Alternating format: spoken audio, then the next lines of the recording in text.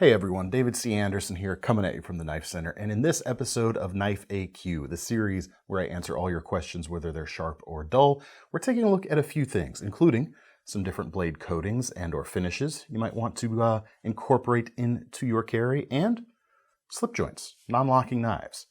Do they have what it takes to stand up to some hard use? Let's get into it.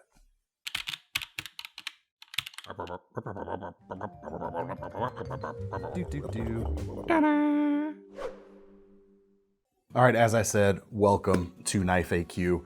What you do, if you want a chance to have one of your questions featured in this series, leave it in the comments section below. That's where we comb through and pick out these questions to attempt answers at for you. First one today comes from Fakti-san. Hey DCA, can you recommend a good non-locking working knife? Similar to the Spyderco UK pen knife and the Kaiser zip slip with the finger choil. Sure, let's get into this. Well, first off, I'm very sorry that you have to, for your working knife, I'm assuming you're looking for this non-locking knife because you can't carry a knife for one reason or another. One reason or another with a lock. So I feel your pain there. Can slip joints, are non-locking knives safe for this type of work? Argument says yes. If you're using the knife, properly, the way it's intended to slice things, to cut things, even a non-finger choiled slip joint should be fine. Caveat emptor, what's the phrase? Your mileage may vary. Personal skill, of course, and personal consideration as you're using this tool is going to come into play. But like you, I would lean towards, if I were in this situation, something with, like those knives you mentioned, with a full-size finger choil, because the way they typically work on this style of knife is even if the knife were to start to close, your finger's there to keep it from closing all the way and slicing your fingers, which is a good thing indeed. And for a work knife, let's see. I mean, the UK pen knife, I'm a big fan of the pattern, but in terms of the standard models, unless they come out with a sprint run here and there, there's no standard item in the production lineup that has more rigid scales than these lightweight FRN right here. So I could understand the want for something with a little more heft, a little more stable feeling, even though these are plenty strong. I absolutely get you there. The Kaiser is going to get you that, but with both of these knives, I'm assuming you're also maybe looking for something a little bit larger, maybe. I might be reading between the lines right there. But for a hard work knife, these roughly 3-inch blades, you might want a little bit more. The other thing with the zip slip, even though it's a cool knife, is the one-hand opener here can be a little more fiddly to operate, especially if you are wearing work gloves. But I've got a knife here that I think gives you what I think you're asking for. A little bit bigger and a little bit more sturdy feeling. This is the Boker Plus Chad Lozano's XL Drop slip joint knife. And price-wise, it's kind of right in between these two. The Kaiser Zip Slip here comes in at $69, and that's got the G10 and an N690 blade. And the UK PK is a little bit over $73 with its BD1N steel and FRN handles. Just under 73 for this Boker, and you get the more hefty feeling handles, more rigid feeling handles. Blade steel may not be quite as well regarded as those other two, but it's not that far off, and it's still very solid, and you're getting more of it as well. Whereas the sharpened edge on those other two knives, you're just above or just below 2.5 inches. You're getting at least 3 full inches, or right about 3 full inches of sharpened edge here. About 3.5 inches of blade or tip to scale length. So a little bit more reach and a very generous finger choil here. Bigger than either of those other two knives. Even if you're in a pair of work gloves, like I was talking about before, you should be able to use that finger choil no problem. And it's a nice, safe finger choil too. There is a lot of back spring retention on this particular knife. You can see it takes a significant amount of force to pop that slip joint. So that combined with that big hefty finger choil, you've got the safety you need, and safety along the edge as well. That edge is not sharpened all the way through into the finger choil. You've got a little bit of ricasso as extra protection right there. high marks all around. That's exactly what I want to see in this type of knife. As for the rest, plenty of handle length on that G10 set of grips. If you're using that choil, I mean, check that out. My hands are slightly larger than average, and I've got like at least an extra finger length behind my pinky right here. Even without using the choil, I've still got all 4 of my fingers on that handle, and it feels very, very solid indeed. So yeah, maybe this will kind of get you in the range of what you're looking for. And if I were needing to use a non-locking knife in a slightly harder use situation, this would probably be what I would reach for too. Even though I'm a big fan of that Spyderco in particular, this one's got just a little more chops, shall we say? Chops, but you know what I mean. Yeah, check that out. All right, next question comes from Emmanuel Perla. Hi DCA, I'm looking for a new folder. The thing is that I would like to be able to match it with any outfit I'm going to wear. For this reason, I thought the best option should be a blade without coating and a metallic handle. Also, my all-time favorite knife is the Spyderco Paramilitary 2 for the ability it has to serve as a tactical knife as well as a working tool or a food prep blade. Do you have any suggestions? Sure do. Well, the first thing, if you're a big fan of the PM2, you could take your PM2 and upgrade the scales. I'm a big fan of this set of Flytanium Lotus scales right here, which are available in titanium for like $84. And you got front and back. It adds a little bit of contouring and a little bit of carve, so it's a little bit different from the flat scaled Para 2, but there's great stuff from Flytanium and Metenboss with, if you prefer the more slab-sided feel or aesthetic. That could be a good option for you right there. Apart from that, there are tons of titanium handled knives out there, so it's kind of hard to narrow it down. But so I'm glad you included the little bit about the PM2, because tactical, utility, and food prep all in one folder is an interesting and difficult to achieve combination a lot of times. Because, you know, part of my inclination would say something like the Spidey Chef, but it's probably not really very tactical. Is this a situation where the Sebenza could be a wrong answer? Yeah, I wouldn't really want a food prep with a Sebenza.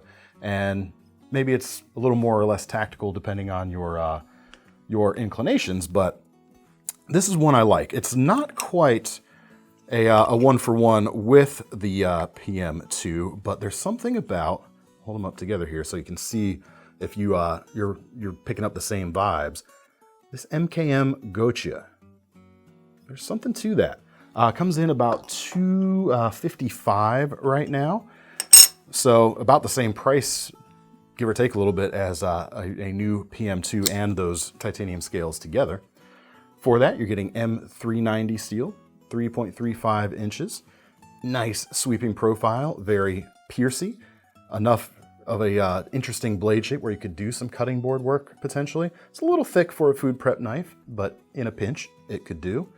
And of course, it's just a classic neutral handle. You got a little bit of blue. In fact, if you're looking at the photos on our website, the blue is a little more vibrant on those photos than it is in person. In person here, you can see they're fairly subtle overall. Really nice package. Flips great, feels great in the hand. The shaping and the nice kind of ripple texture they have here, very classy looking.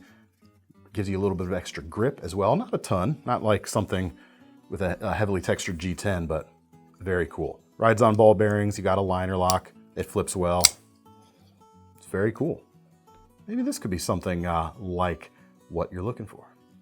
All right, our next question comes from John Hughes, and we've already established it's not that John Hughes. Oh well. Yeah. Which would be a very wonder to the scientific world if it was. I mean, 80s nostalgia is pretty high. We get some good clicks on that. Are you saying we're digging a lot of stuff up out of our past to bring it back? Anyway, 3 people will probably get that in the comment section. Hello DCA, expanding on the steel properties knife AQ. After learning about steels and their chemical composition, why don't manufacturers add a little more of certain ingredients to the recipe to improve the steel? Like adding more chromium to D2 to improve corrosion resistance. Why does the D2 recipe have to be a fixed certainty? Well, they do that sort of thing all the time, actually, and then it's called something else. When they start adjusting the chemical composition to achieve different results, you have a new spec, you have a new standard. And that's where specs come into play and why they're important, because you want to know what you're getting and what properties you're going to be getting out of said steel. But the reason you can't just say, oh, this D2 is good, let me add a little more chromium and it'll improve corrosion resistance. Yeah, it might, but it could also have some other negative effects in other areas, because every steel recipe is, a deal or an exercise in balance. You're balancing these different elements to achieve a desired result. And you change one thing, you're messing with that balance in many other areas. So it's not quite that simple, but yes, that sort of thing is happening, and that's how you get new cool stuff. So there you go. I think that's pretty good. Pretty close. Yeah. Alan Drake asks, stonewashed blades look terrible next to mirror polished ones in my view. Certainly respect that, sir. Why don't more makers polish their blades a la Rockstead? Say, is it cost only, and is it feasible for a customer to buff off a stonewashed finish? Basically, the reason more companies don't do what Rockstead does, and I'm not talking just about mirror finished blades, there are plenty of them out there to be sure, but when you combine it with everything else Rockstead does, it takes time and effort to do a finish like that, and time is money. So really, money does play a big factor of it. I'd also say it's probably a little bit down to intended use as well. Mirror polished blades look great, in my opinion, until you use them. Once you put it through a few cuts, you're gonna have some scuffs on it, some marks, and some that may not ever come out. And then you're dealing with this pristine looking swath of material with that one flaw in the middle that's never gonna go away. And that's only gonna increase over time. If that's the aesthetic you like, hey man, more power to you. I'm not gonna argue with you one bit on that respect, but I happen to love a stonewashed finish for my carry pieces for exactly the same reason I tend to shy away from mirror polished blades for the knives I actually carry and use. As you scratch that stonewashed blade from use, it's gonna blend in a lot better on a finish like that. So that's what it comes down to really, is time/money. Even a stonewash finish is gonna cost more typically to do from a production standpoint than a simple machine finish like you might have on this Gocha that we just looked at there. So yeah, is it down to money? Yes, and it's also down to intended use. For a knife intended to be used, that kind of concourse quality, show quality finish is not necessarily the best thing. It's harder to photograph too. Oh, Thomas loves when we bring mirror polished blades out. And no, I've already done that thing where I try to catch your reflection in there for the folks at home. It might work with a Rockstead though. Yeah, let's see if It depends on your aim.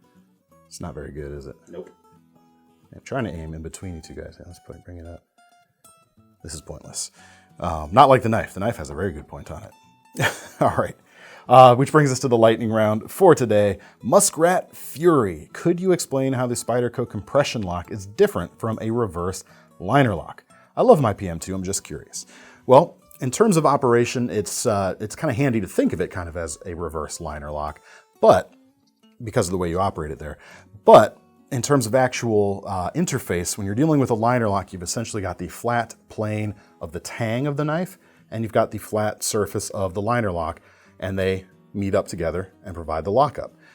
A compression lock, the tang of the blade actually has this little tab, or a little indent for a tab in the liner to go into, like so.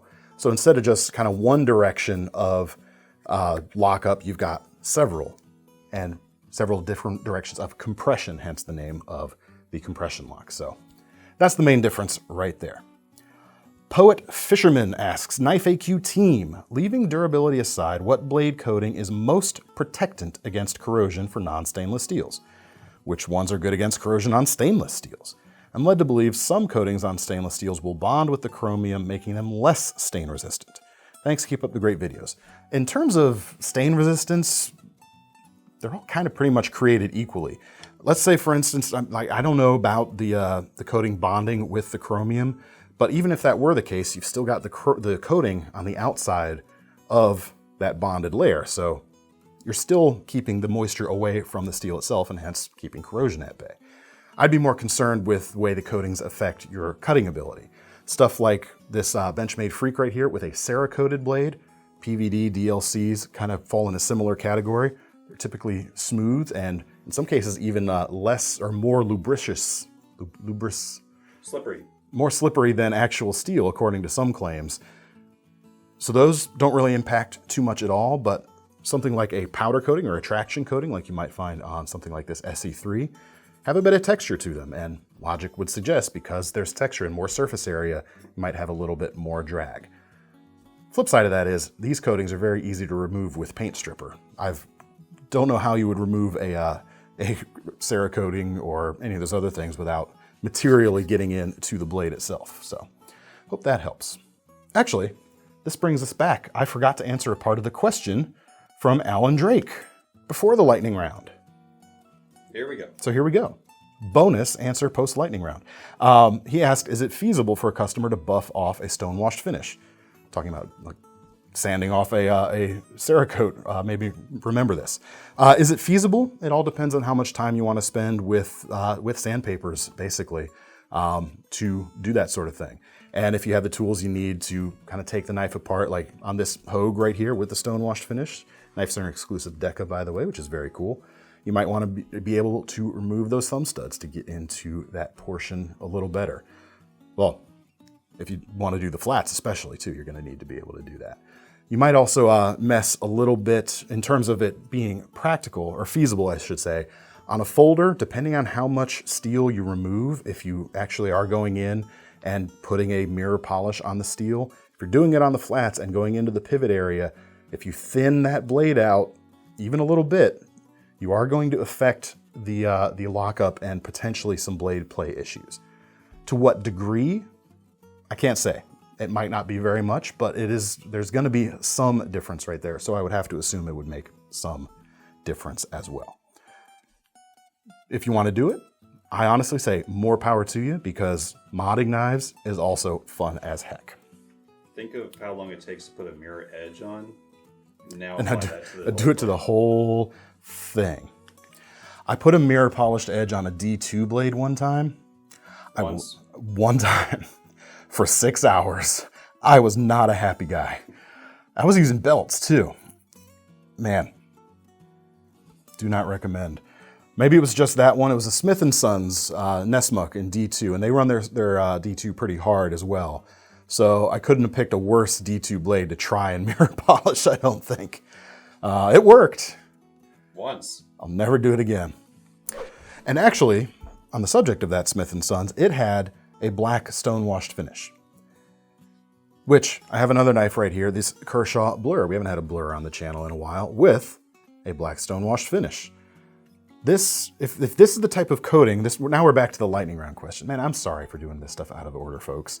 This will be a fun edit. It's been a weird day around here, so apologies if that's creeping into the video shoot right here. But anyway, if you're talking about this, when you're talking about blade coatings, this isn't actually a coating. This is actually, well, essentially it's a forced patina, which in this case has then been tumbled or partially stonewashed. Any kind of forced patina is essentially going to oxidize a little bit the outer layers of that steel. So that should help against corrosion resistance a little bit as well, but not to the same extent as an actual coating. So I'll just throw that out there. And now we come to the most serious question of the day, which comes from Mikey Nofsinger. Probably Nofsinger. Nosferatu? Careful. Hey DCA, don't invite him in. Sorry. Hey DCA, I'm looking for a reverse Tanto cheese knife with blood grooves and a good quality surgical stainless steel. Well, clearly, sir, you're aiming this question at our good friend Thomas behind the camera, because the only thing he loves more than a good reverse Tanto knife is a cheese knife. This is true. It's fair to say. And, well, I got one here for you. It's orange, so you know it's cheese flavored. It's the Corvid M from KnifeCenter. It's got your fuller, and is that a reverse Tanto? I mean, they'll call just about everything a reverse Tanto these days, so. Debatable. Ooh. Are you saying, Thomas, this isn't a reverse Tanto? Debate. Ooh, sound off in the comments. It's not a reverse Tanto. Something about calling orange flavored knives cheese flavored, or orange flavored knives, orange knives, cheese flavored, amuses me. So there you go. Is it surgical stainless? No, I'm sorry. I couldn't find anything that hit all the criteria you were looking for, Mikey. I'm very sorry. But we actually have a bonus most serious question today, which comes from Robert Stubblefield. DCA, the biggest question is nacho cheese or shredded cheese on nachos?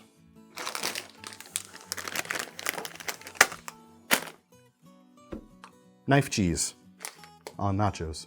Reverse Tanto flavored cheese, perhaps. Debate settled. Well, maybe. Sorry, this is the closest thing we had to actual tortilla chips in the lunchroom today, so hence our prop.